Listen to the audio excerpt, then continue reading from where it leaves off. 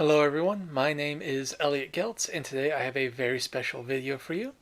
Today we're going to be covering the complete timeline of the Dead Space franchise. Now, Dead Space is pretty much dead in the water. I don't mean to be a downer about it, but the last game we received was a remake of the first, and despite it being fairly well received, we haven't really gotten any new Dead Space material people have been excited about in quite a while. The third game of the trilogy received very poorly to fans, to say the least.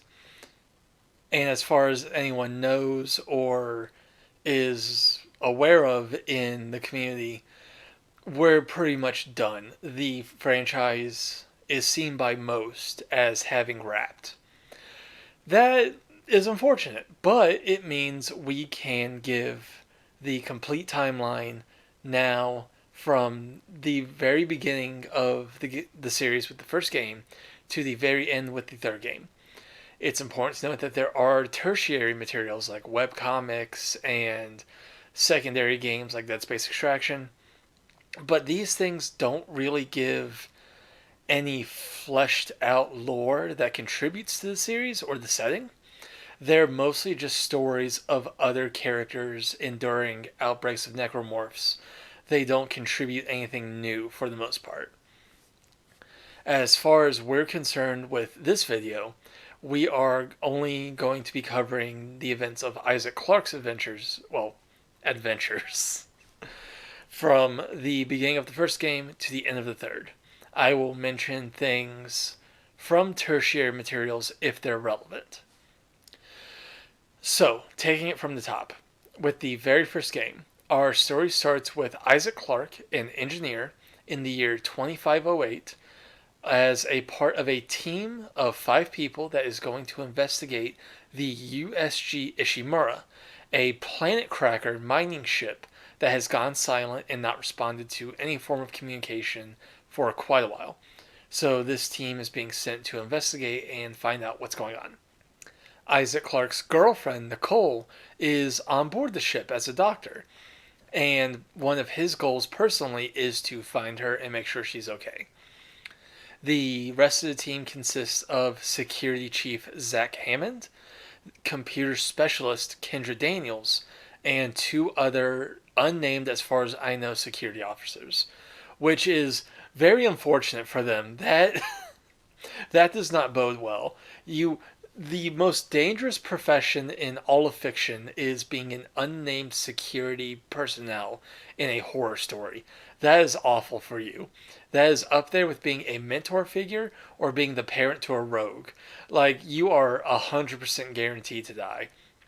And unfortunately for them, that is exactly what happens. As soon as the team gets aboard the Ishimura, they are attacked by creatures called necromorphs. Necromorphs are dead bodies that have been reanimated and twisted into these monstrous forms for the purpose of killing people to create more bodies to create more necromorphs.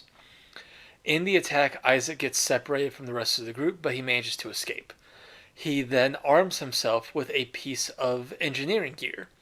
It's important to note that the weapons that Isaac defends himself with over the course of the series are typically not traditional weapons. They are pieces of mining gear or engineering gear that Isaac is repurposing for self defense. Because as it turns out, when you take a big ass laser that has meant to bore through granite and then you turn it on organic flesh, it tends to have a very unhealthy effect on its target. So, Isaac progresses through the Ishimura and he encounters a necromorph called an infector. It is important to note that while infectors look the most alien out of all of the basic infantry type necromorphs, they are really just a person's torso that has been ripped open and then stretched out into these bat like wings that it uses for mobility. Infectors have the purpose of obviously infecting. They have this long proboscis type appendage that they use to penetrate the skull of either a living person or a corpse to implant the necromorph infection and raise that person as a necromorph. Isaac watches this happen as a infector assaults a dead body and raises it as a slasher within like seconds, and then has to battle the risen slasher on top of the infector, then immediately moving on to do the same to other bodies in the environment. And it's this really cool little gameplay bit to introduce the infector and sell you on how dangerous they are. One thing that makes the infector interesting to me and the necromorph ecology as a whole is that these creatures are driven, they are efficient.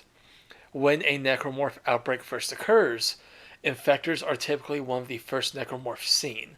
They appear and then covertly sneak around, either ambushing people or getting a hold of dead bodies so that they can raise up a healthy force of slashers and other necromorphs to then attack people. And that, I don't know, that efficiency, that tactical approach, because it's not like zombies where a zombie just happens and then responds to stimuli in its environment. Slashers and necromorphs, like all necromorphs, they have this weird intelligence to them. Like slashers will play dead amongst bodies and then jump out to ambush Isaac as he goes through the Ishimura. Infectors will avoid Isaac and not just blindly attack him head on. They'll skulk around and sneak in the environment to get a hold of bodies and try to raise them up as slashers to have them assault Isaac head on, while the infector either continues raising slashers or then skirts around to flank him and attack him from behind, hoping to get a hold of him to make him into a necromorph straight out. This intelligence, this strategy and whatnot, that's what elevates the necromorphs to me as a threat, as a horror threat villain. Like, if it feels weird to say horror villain in reference to necromorphs, that conjures like Freddy and Jason, the Predator, other things like that. But to me, the necromorphs are very similar. They're a thinking, active, intelligent antagonist. And that, just these opening moments of the first game, these very heavily sell the necromorphs as a threat to the player of the game. Speaking of necromorph ecology, it is important to note that necromorphs aren't killed as you would kill a normal living thing. They are killed, air quotes, by severing their limbs.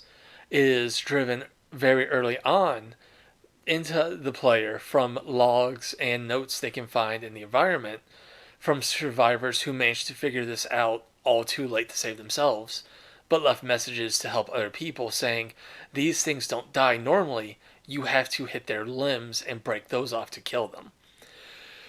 What makes this interesting is this isn't killing the necromorphs as you would think of killing like a living thing like you or me. This renders the necromorph useless. The necromorphs are being puppeted by a hive mind that controls them all. And when a individual necromorph is rendered useless by its limbs being broken off, it can no longer kill. It can no longer be active and threatening to living survivors. So the hive mind abandons it.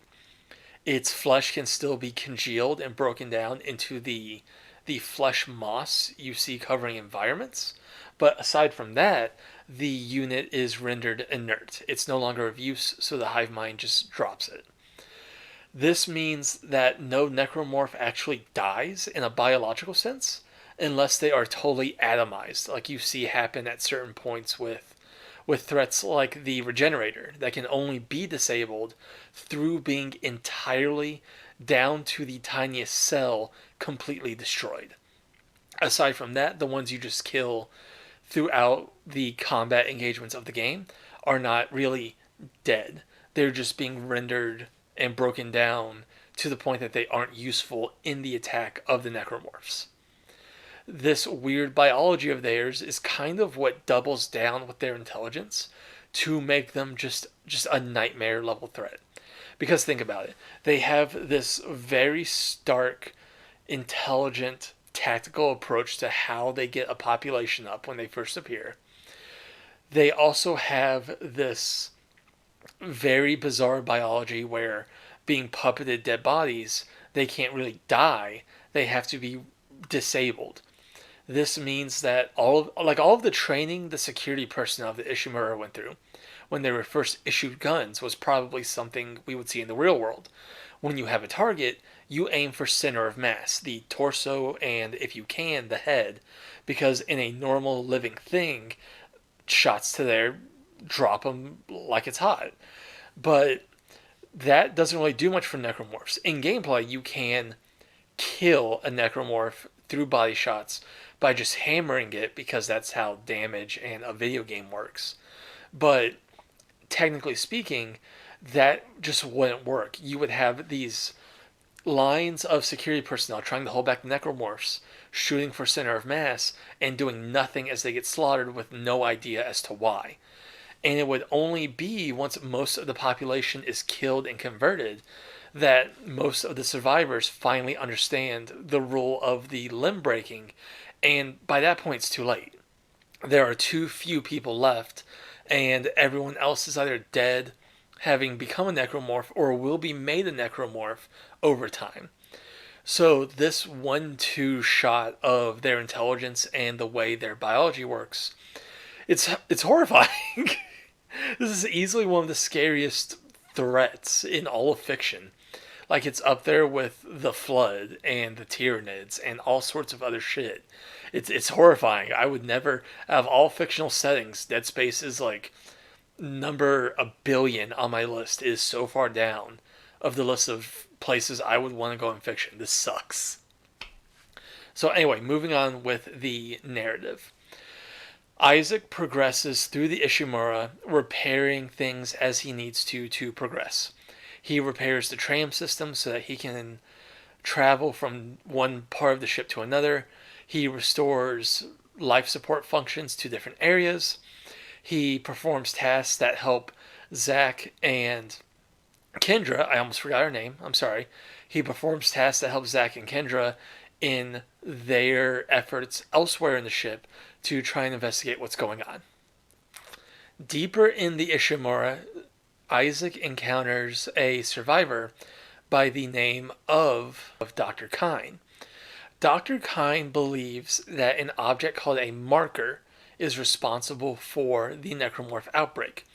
And if Isaac can help him return the marker down to the planet the USG Ishimura was mining, Aegis 7, and they return it to a pedestal it was found on, this will end the necromorph outbreak. It is important to note that Dr. Kine is wrong. So, rewinding just a bit. Isaac, Kendra, and Zach Hammond. It feels weird calling him Zach. His first name is Zach, but everyone calls him Hammond. It's weird. Anyway, the three of them are experiencing different psychological phenomena. They are feeling dizzy, feeling lightheaded, seeing things, all sorts of weirdness that they can't really explain. Kendra at one point sees her little brother who has died prior to the events of the game and freaks out about it because, oh my god, that's a ghost. These are the effects of the marker. The marker is this massive obelisk in the shape of a double helix that is the source of the necromorphs. It is the radio tower, I guess you could say, of the hive mind, and from it, the hive mind emits a signal that creates and controls the necromorphs.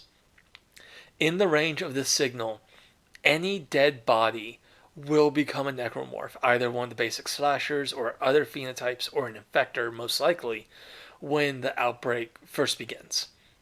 Just being around it, dead bodies will become necromorphs. On top of that, it is very likely there will be dead bodies, because the marker signal also causes hallucinations, dizziness, and violent tendencies in living people. So around the marker, people will start to feel strange and act strange, culminating in psychotic, violent acts that will end up invariably with people dead, and those bodies will then become necromorphs while exposed to the marker signal. These necromorphs then go on as either infectors infecting other dead bodies or killing people to make dead bodies to be made into necromorphs, and thus the cycle continues.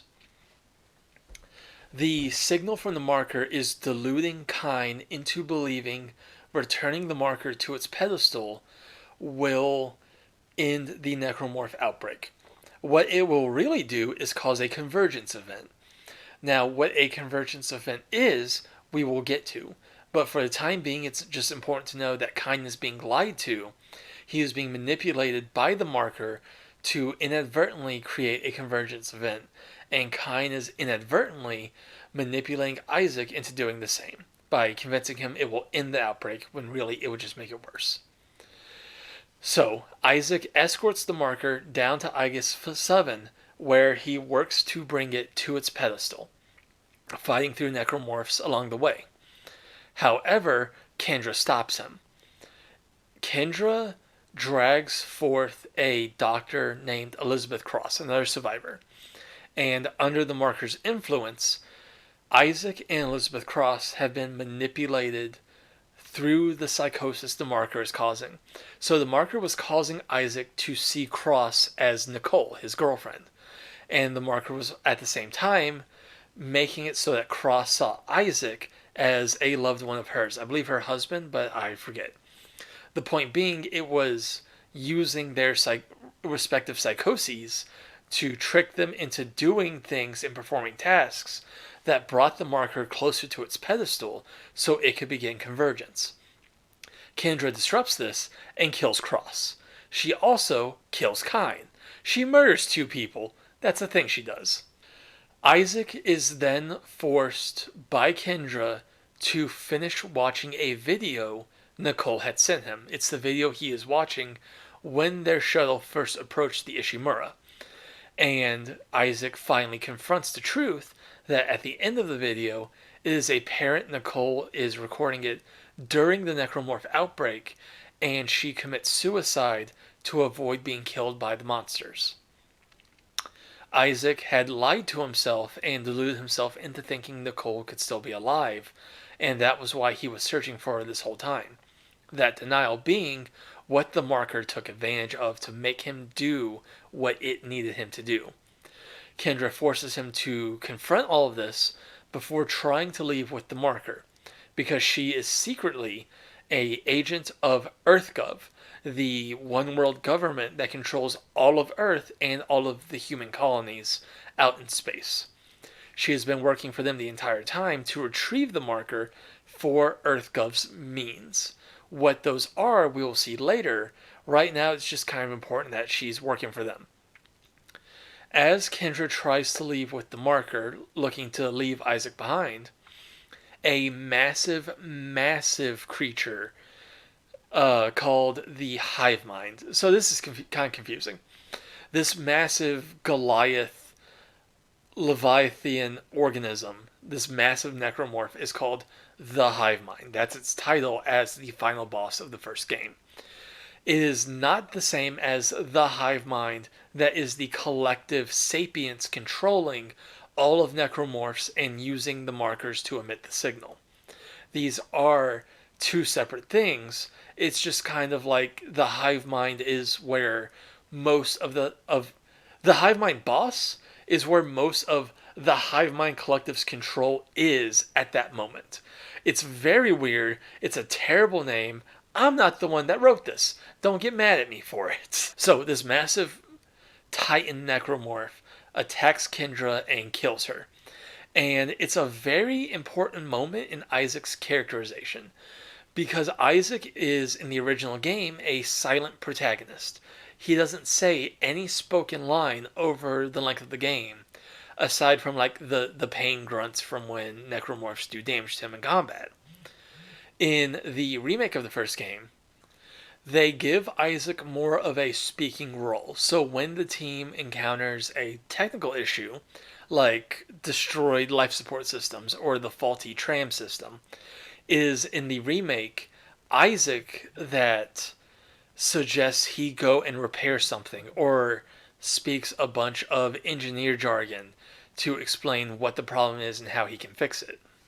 And I really like that. I like that they make Isaac more active in his role as the protagonist in the remake. But in the original, it really adds a level of poignancy that in this moment, it's one of the few times we see Isaac acting human. There are these little moments throughout the game, but this is the crowning achievement of this story with Isaac as its protagonist. And it's as Kendra is trying to leave with the marker, the hive mind final boss appears and attacks her. And just before it kills her, he reaches a hand out to her to save her. This is after she has lied to the team, manipulated everyone for her own means and EarthGov's means.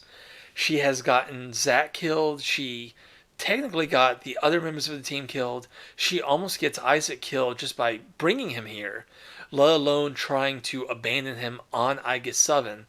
She has murdered two people. She has cruelly made him confront the death of his girlfriend, which is like, I don't know why she did that, other than to be mean to him.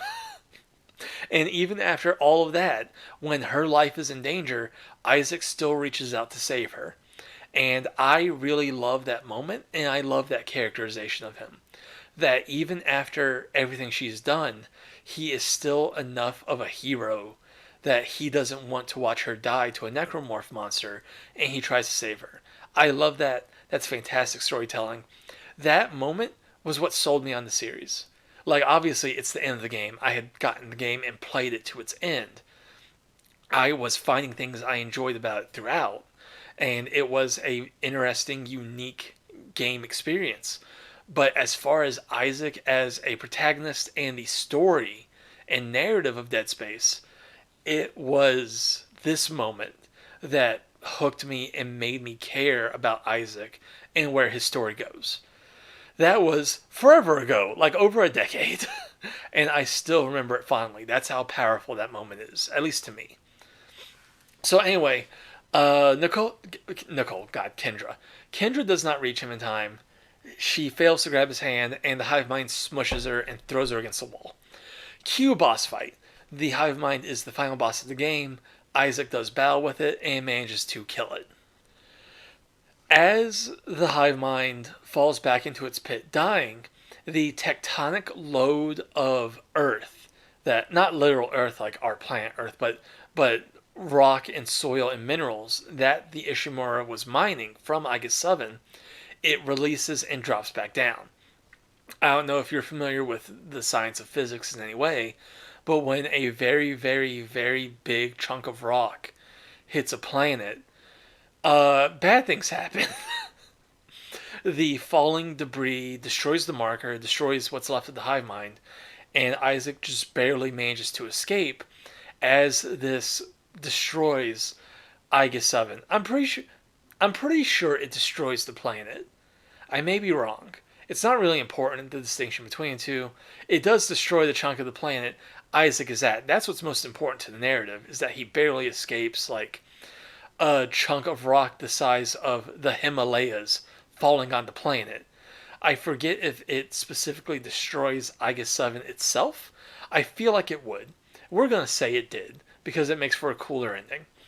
The planet gets some level of jacked up by its rock falling back down on it, and Isaac barely manages to escape, hopefully having left behind the nightmare. However, as he flies his escape shuttle away, he turns around and an apparition of Nicole attacks him. This would mean that the marker's effects on him are not gone despite its destruction. Why that is continues in the second game.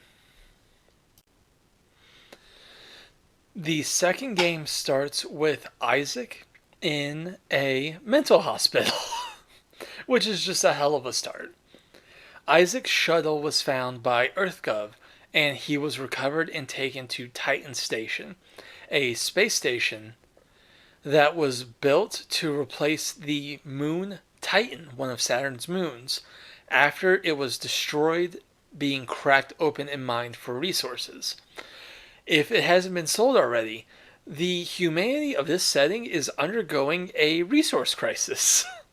to the point that they have resorted to going out into the stars and utterly obliterating galactic bodies to recover resources from them. Aboard Titan Station are countless thousands and thousands of people, and one of them is now Isaac, who is being detained and experimented on by EarthGov. Now, the game starts with a necromorph outbreak in full swing, and the guy that cuts Isaac loose from his restraints is ambushed by an infector and turned into a slasher on top of Isaac. And the very famous first few seconds of the game are getting an up close look at what happens to a human being when they are converted into a necromorph. It is ugly. Isaac manages to fight the man off and bumble his way out of the medical wing to freedom, where he is cut further loose out of a straitjacket by the doctor that was performing experiments on him. The man has gone completely bonkers, and after freeing Isaac from his jacket, helps him find a med kit to heal himself before he commits suicide in front of Isaac, which is just delightful. That is wonderful to happen. Isaac really he should just go back into the medical hospital. Like, even if it's being run by the necromorphs now, or mental hospital rather. Like, he just had all the shit of the first game happen to him, and then he blinked, and a man got his face ripped open 2 feet away, and then he watched a guy kill himself for like the third time in his life. Holy shit, Isaac needs help. He needs a therapist. He needs a hug and a teddy bear. As Isaac moves through Titan Station trying to survive the Necromorph outbreak, he comes to learn that EarthGov has been attempting to use markers as sources of unlimited energy, using the signal they emit as kind of like just a free power source. This technically works. It is this energy that fuels all of the sci-fi horse shit we see throughout the series. Technically speaking, all of it is only possible because EarthGov has markers it can draw upon. Aboard Titan Station, Isaac and a man named Nolan Strauss, who was sent by EarthGov to recover parts of the marker from Aegis 7, and in doing so was imprinted upon by them the same way Isaac had. These two men have been taken captive by EarthGov and being used to create markers. Now, the reason for that is when they both made contact with the Aegis 7 marker, the marker imprinted on their brains the data to create more markers, like the secrets of how it's done. This is a key part of convergence events, which we will cover shortly because they become much more important in the second game. But for right now, Isaac and Strauss have the blueprints and the know-how to create markers locked in their brains, and EarthGov has been using them to create a giant marker. The one on Aegis 7 was like 30 feet tall, roughly. This one, when we finally see it, is colossal. It is bigger than the Hive Mind Necromorph that was the final boss of the first game. This thing is a massive structure.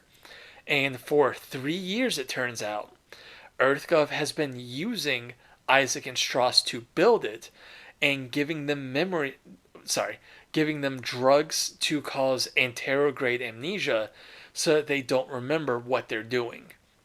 As a side effect of this, progressively they have had to lock down the data the marker put in their brains.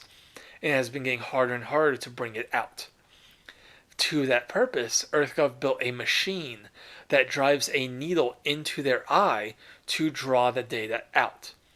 Near the opening minutes to the middle of the game, Strauss starts to really rant about this machine, and it's not really clear what he's talking about until Isaac later on encounters the machine as a part of the narrative.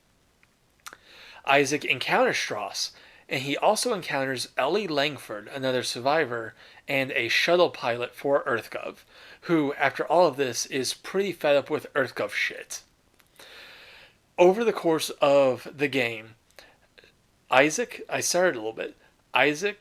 Ellie and Strauss try to make their way through Titan Station trying to survive. Isaac gets misled by a woman working for the Church of Unitology, a organization that was briefly mentioned in the first game but wasn't really important and is here much more coming into focus. This woman tells Isaac that they can help cure the dementia the marker is causing and they can save his life. However, this is a trap and they take him captive with the purpose of doing what EarthGov has done, using him to build markers. Unitology worships the markers and the necromorphs, and they see convergence as like a rapturous event where all people are united peacefully into a single body where there is no war, strife, suffering, or anything of any kind like that.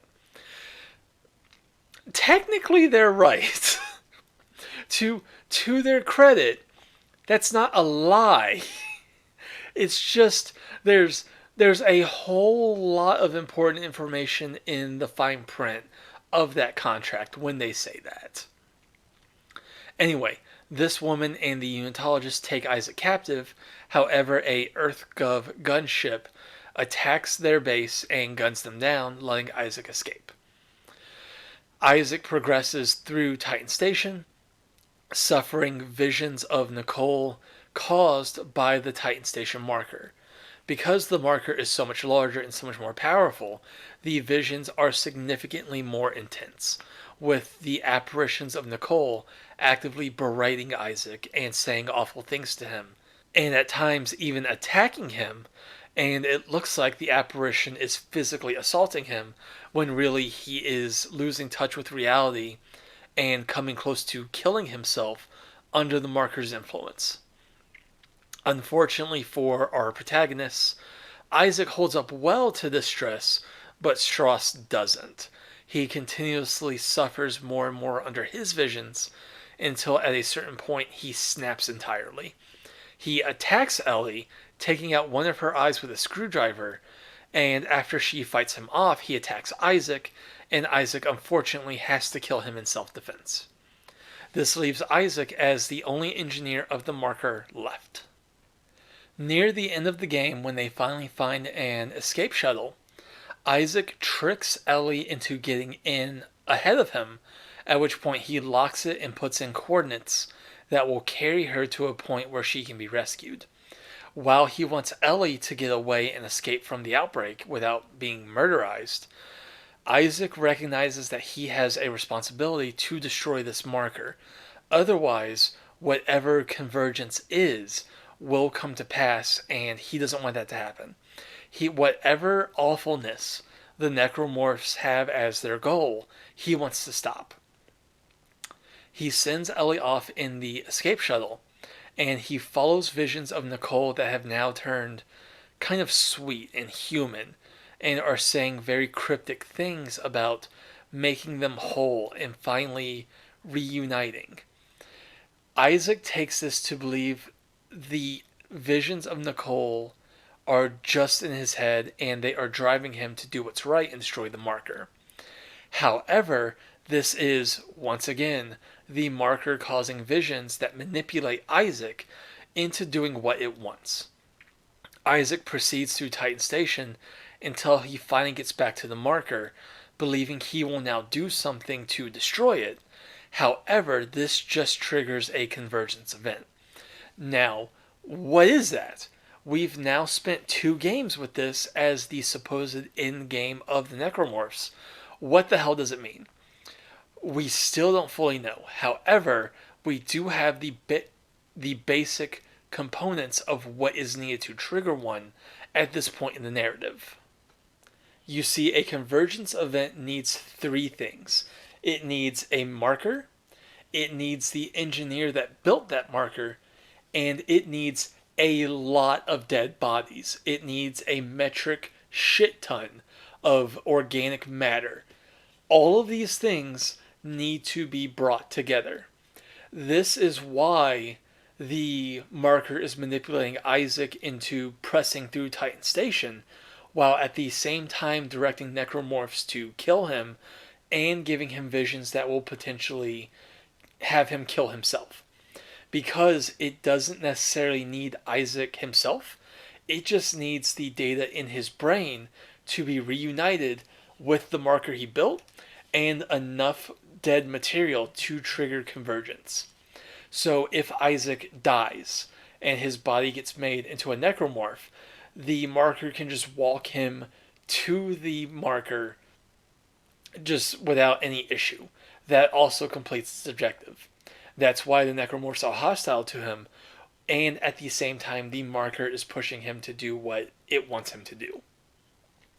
At the marker, Isaac engages in a battle with it, with the hive mind inside his brain. So it's like inside his mind, he is doing battle with the apparition of Nicole, when in reality, he's just standing in front of the marker having a mental breakdown.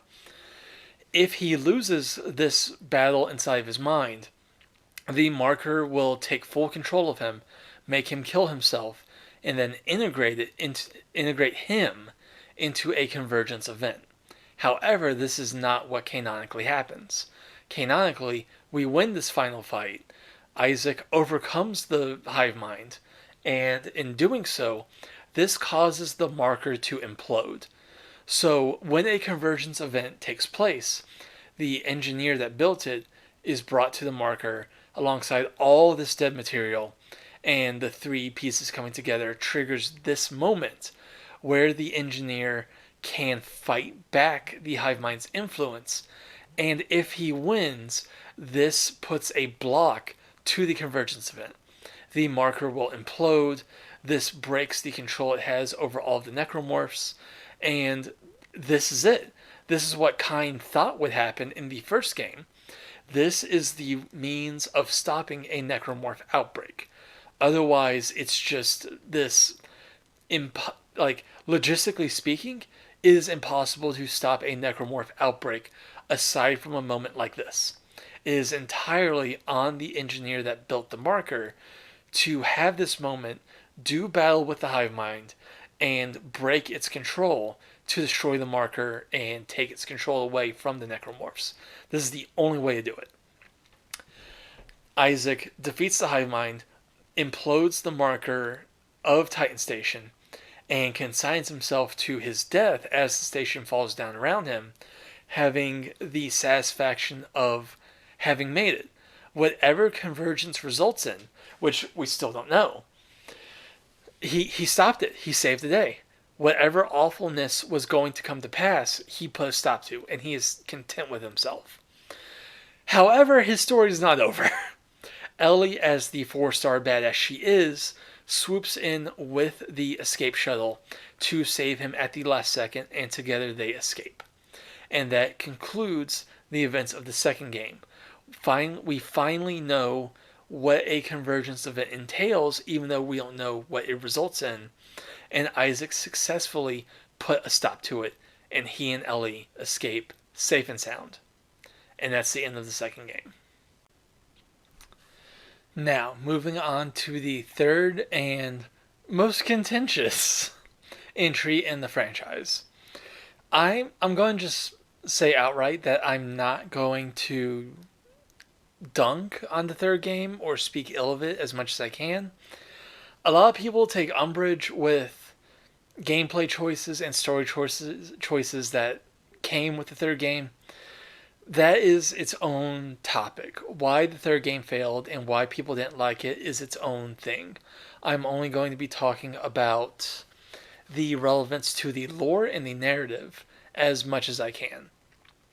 So, between the second and third games events, Isaac and Ellie entered into a romantic relationship. And it went well, except for the fact that the two hit a split in the road when Ellie was very gung-ho about stopping markers, stopping necromorph outbreaks, stopping what EarthGov was doing.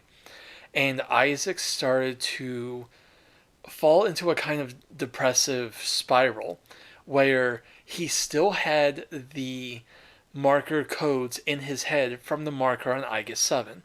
He was still experiencing symptoms of marker influence. He was still seeing things and experiencing hallucinations. And he felt as if he was cursed. He felt as if he was doomed, as if the markers had broken him, and he was never going to escape their influence or be able to have any kind of good life for himself. And tried as they might, Isaac and Ellie tried to make things work, but just couldn't, as Isaac gave up the fight against the markers and Ellie kept it going. So at the start of the third game, Isaac is on his own in a high rise apartment in a metropolitan complex on the lunar colony. This colony suffers an attack not by necromorphs specifically, but by human cultists under the leadership of a man named Jacob Danik. This man is a radical unitologist. And that's saying something given the unitologists we've seen throughout the games.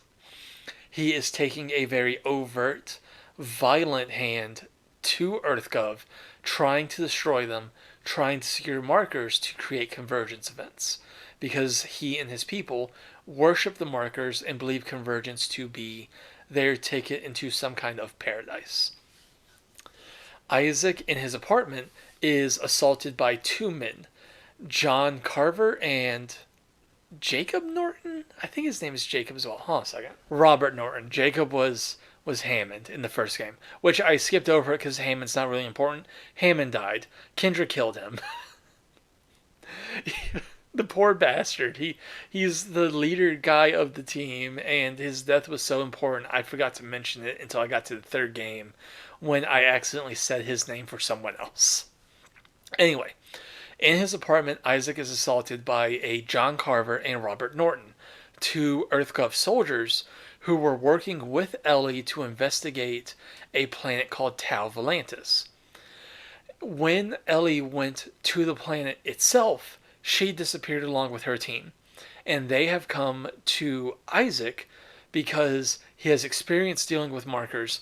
Assumingly, she got there and shit had gone tits up with a marker, and they need his expertise to get there and help her.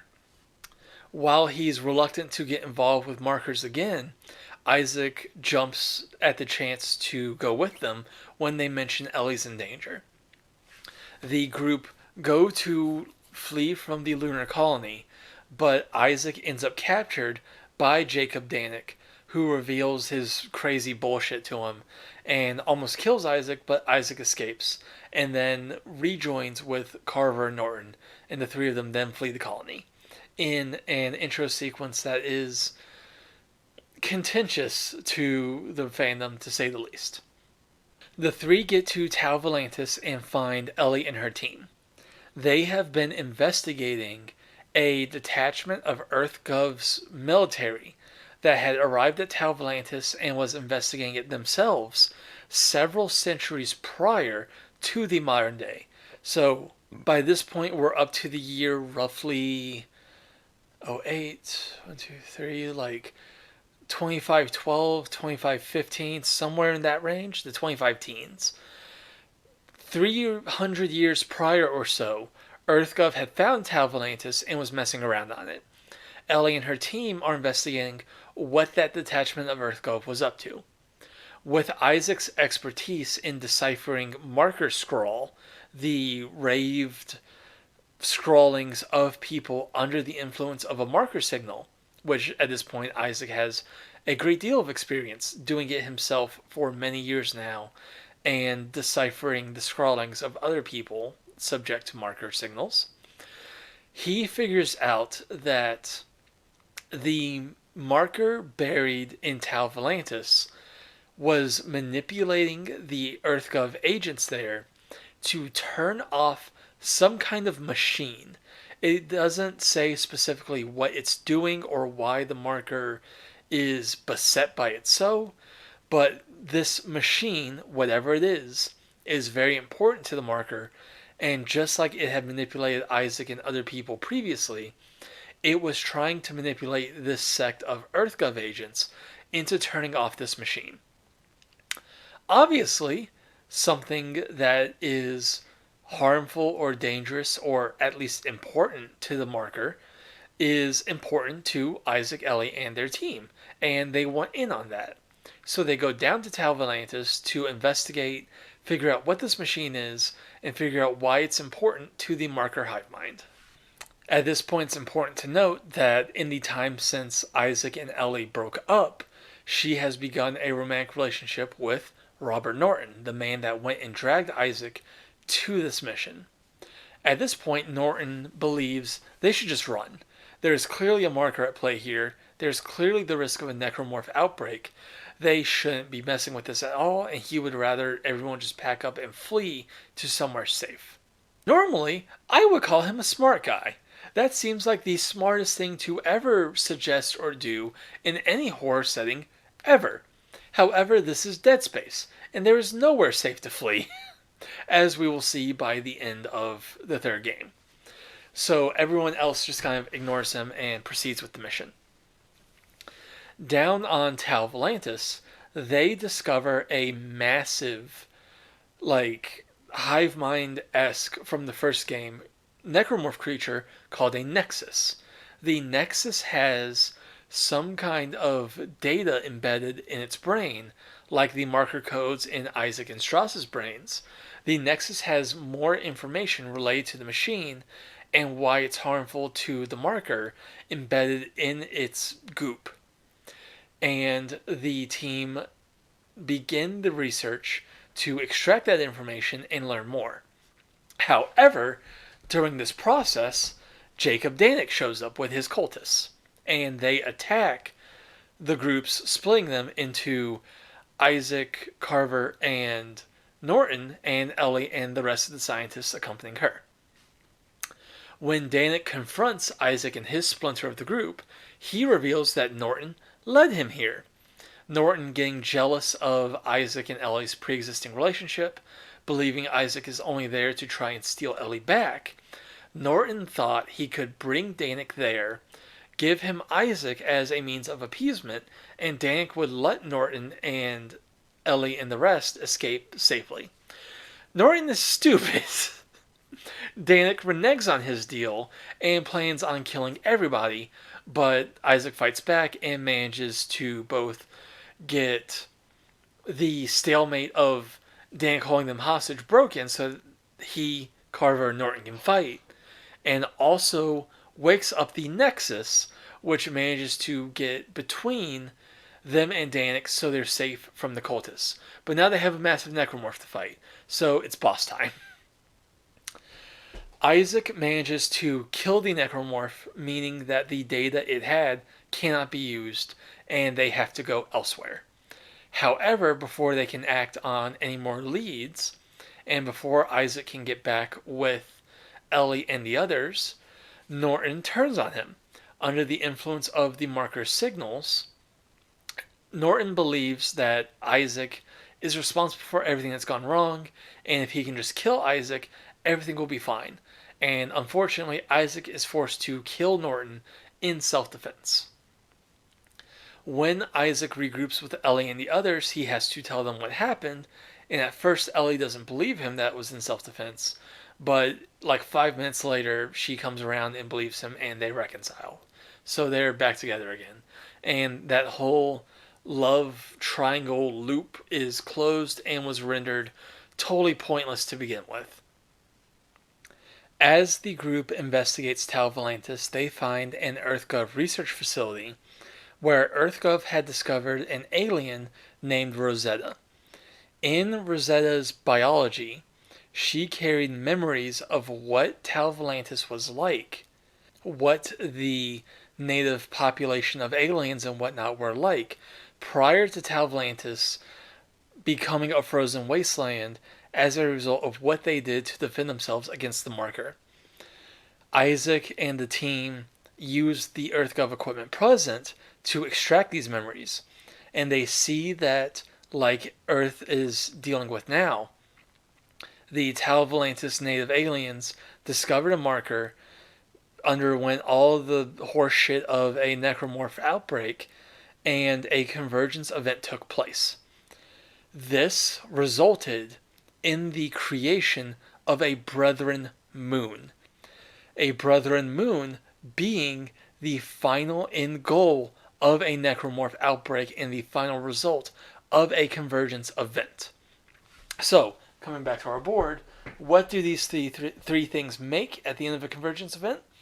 All of this organic matter is lifted up and congealed into a massive, massive celestial body the size of a moon. It is functionally speaking, a moon-sized necromorph. That is our big question mark. That is the goal of the necromorphs. That is the result of a convergence event. And the native population of Tal Volantis underwent convergence and couldn't stop it completely in time.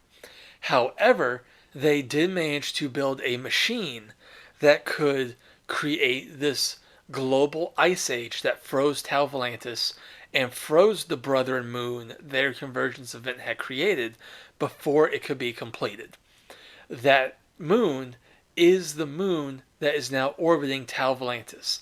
The incomplete Brethren moon is just hanging out, orbiting, put to sleep by the freezing of the convergence event and the machine that is still running deep in Tal Volantis underneath the ice. That is the machine the marker signal is trying to turn off. If it gets turned off, the convergence event can continue and the Brethren moon will be completed. Alongside Rosetta, Isaac and his team find a alien artifact called the Codex. The Codex can be used to either activate the machine further and finish its operation, which, because it was only partially activated and left continuously running, all it has done is freeze everything on Tal Volantis, including the Brethren moon orbiting it. If it can be set to finish its work, it can potentially undo the convergence event. It won't bring back the native alien species, not by a long shot, but it could potentially destroy the Brethren moon. However, the Codex can also be used to turn off the machine, which would restart the convergence event. Unfortunately, Danik overhears all of this and attacks Isaac and his group in the research station. He manages to get off with the Codex, but Isaac hounds him down, and he doesn't manage to kill Danik, but he does manage to get the Codex back. Isaac and Carver, which I haven't mentioned until now, but it's kind of weird. So, cutting to the gameplay portion of Dead Space 3, one of the main selling points was that it had co-op now. You and the player could sit down and play it together as two protagonists engaging in the story. One player would play as Isaac, the other one would play as Carver, the soldier that, alongside Norton, assaulted Isaac in his apartment. Which, that's a hell of a way to introduce your co-op buddy. He sucker punches you in the back of the head. The narrative is written in such a way that Carver is there if you're playing a co-op story, but not there if you're not. So, like, earlier when Norton went crazy and Isaac had to kill him in self-defense, Carver is there because you can play co-op through the preceding boss fight. And because he's the protagonist that goes with Isaac through the story, he survives. And he is there when Norton goes crazy, canonically. When Isaac kills Norton in self-defense, and then returns to the group and says, hey, it was self-defense, he went crazy, and Ellie doesn't believe him, Carver doesn't say anything or stand up for him in any way. Because the story is written in such a way that it's kind of assumed Carver could or cannot be there if you were playing single player or co-op. So for that story beat, it was single player, and Carver, I guess, didn't see that happen. But for other story beats, he is there, and it's very weird and strange. So despite him being a secondary protagonist that is technically present throughout the narrative, I haven't mentioned him a whole lot because his writing is strange in this way. I'm mentioning it now just to get it out of the way. So, anyway, Isaac manages to recover the Codex from Danik, and he and Carver go together fighting through necromorphs and Danik's cultists to the machine. However, Danik gets there as well, and he has taken Ellie hostage. He does that thing the villain does where he has the hero's girlfriend and he says, "Give me the world-ending thing or I'll kill your girlfriend." So, and I want the thing to destroy the world, which would assumedly kill your girlfriend. Which, so she's dead anyway. So why would you give it to me? It's that trope. And Isaac and Carver fall for it, and they throw Danik the Codex, and he pushes Ellie down to catch it, which is the only reason she survives because he 100% would have killed her anyway. He literally did this to Norton earlier in the story. I don't know why they trust him. Three's writing is kind of silly. I'm sorry. I'm not going to talk bad about it anymore. Moving on. Danik activates the Codex to disable the machine, turning it off, and the convergence event that had begun millions of years ago with the Tau Volantis native aliens re-begins. And the Brethren moon in orbit over Tau Volantis awakens and begins attacking it. Danik is killed unceremoniously by falling debris, and Isaac and Carver ride the machine as it is sucked up off the planet by the Brethren moon to fly up to it and do battle with it. There is a brief final boss fight where they fight the extensions of the Brethren moon. It's a moon-sized necromorph. They don't stand any chance in hell of actually killing it with their mining tools and guns. However, they do manage to restart the machine, and restarting it in the maw of the Brethren moon destroys it. Ellie has escaped on an escape shuttle, which, like in the second game, Isaac tricks her into and then sets to carry her off. And as she flies away, she thinks about how Isaac may now at least finally know peace, and he has done so much good for humanity, now having undone 2 different convergence events.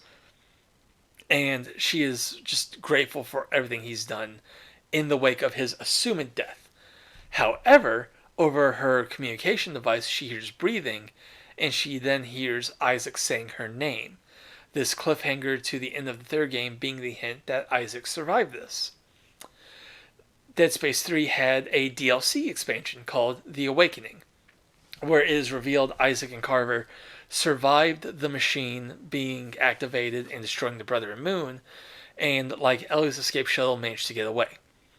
However, their shuttle did not have the hyperspace jump drive MacGuffin thing that the Dead Space spaceships use to travel faster than light. To get anywhere other than the frozen wasteland of Tau Volantis, they would need one, because if you don't know anything about space, any given thing in space is really, really far away from anything else.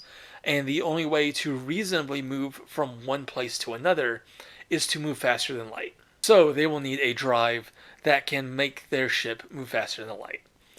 The only one still orbiting Tau Volantis is a ship called the Terra Nova, which is under the control of the remnants of Danik's cult. The pair engage the cult in combat, they fight, they defeat their leader, they make off with the drive and escape. Nothing of note really comes to be in the Awakening DLC. As far as the gameplay and most of its length, you can look up its final cutscene and get what I'm about to tell you, and that's the only thing of value out of the DLC. Isaac and Carver finally arrive back on Earth, only to horrifically find that other Brethren moons, the results of countless convergence events all throughout the history of the Milky Way galaxy, one of which has arrived at Earth, or multiple. Yeah, it's multiple. Multiple of which have arrived at Earth and have begun feeding on Earth's native population. One of which rears itself into view of the spaceship, and it sounds stupid when I say it roars at them because it's a organism the size of a fucking moon, but it screams a psychic marker signal projection at them, and this causes them to start experiencing hallucinations and blackout. Canonically speaking, to the extent of my knowledge, that is the final moment of the Dead Space franchise. Now that ending, that probably feels very unsatisfactory. We've gone through all of this fighting and all of this struggle, and our final story beat is it was all for nothing. The Brethren Moons have totally overrun humanity and are destroying Earth. That sucks. That's such a bummer. That's such a downer ending. And a lot of people aren't happy with that, and I feel that. But I don't the the satisfaction of the Dead Space franchise I don't think comes from the narrative itself. I think it comes from the setting itself and what people can do with it in their own minds. Like like for a kind of off the wall example, take the monkey's paw. The monkey's paw is a piece of short literature that is, I don't want to say very old, but it's significantly old. It's like a century old. And it's about this wealthy couple who finds a magical monkey's paw that can grant wishes. And every time they make a wish, a finger of the paw curls and their wish is granted. However, their wish is granted in the most backwards, harmful way possible. Like they wish for $1 million, and the monkey's paw grants it by making their son get into a car accident from which his life insurance pays them the money they had wished for. That's what the monkey paw does. The purpose of the story is to be like, hey, be careful what you wish for because it could happen in roundabout ways you weren't expecting, and you could come to regret the way fate brought those things to be. But what people take away from it is if I word my wish carefully enough, I could get whatever I want from the monkey's paw without triggering the bad side if I'm just enough of a lawyer to weasel my way through it. And as a result of that effect the story has on people, even now, so many years later, people still discuss and think about what you would say to the monkey's paw for your wish. What exact wording do you think could get you what you want without the bad part happening? And people have debated and discussed that for the entire time since the story was written. And I'm not saying Dead Space is as good a piece of art as the Monkey's Paw story. That's no. But I think the value of Dead Space comes in a similar way. Like the story of Isaac, as much as I like him for the little moments, like when he tries to save Kendra, the value of Dead Space isn't in his story as a protagonist or the narrative that can be traced from Dead Space 1 to 3. It To me, the value comes from necromorphs and the idea of necromorphs being an element in the setting. First and foremost, the mystery of convergence events is fascinating and captivating. They hold back on the final answer of what the fuck is it all for until like halfway through the third game, like 5/6 of the way through the franchise. So the question that's lingering over all of it, what are the necromorphs doing? Why are they amassing biomass like this? Where do they come from? What are they for? All of those questions finally being answered is just in its own value cathartic. And I think that's worthwhile just on its own. So from that angle, it's less the story of Isaac Clarke and the others surviving necromorphs as it is the story of the necromorphs told from the perspective of their victims. Alongside that, I think in a similar vein as the monkey's paw story, people like to think about what they would do if they were in Isaac Clarke's shoes, if they had to survive a necromorph outbreak. Like, how would you fend off attacking necromorphs?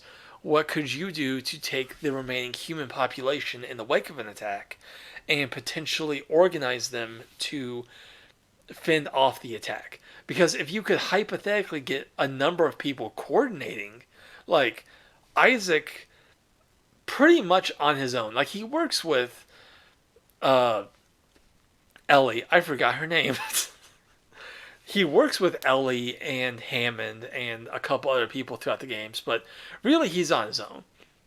If this one guy can just survive these outbreaks and fight through these things on their own, imagine the things a group of people coordinating could do if they work together.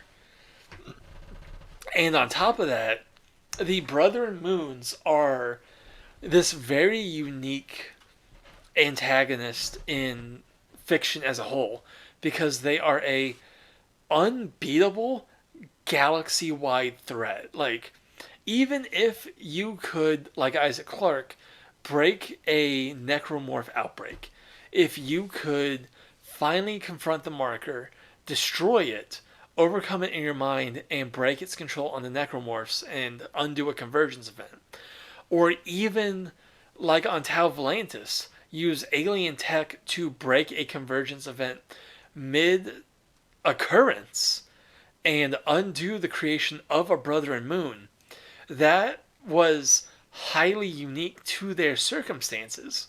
Like, there are countless Brother and Moons that exist and are just floating through space.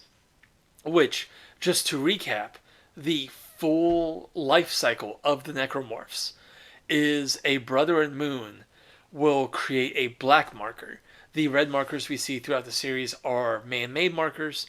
A black marker is a marker that originates straight from a Brother and Moon.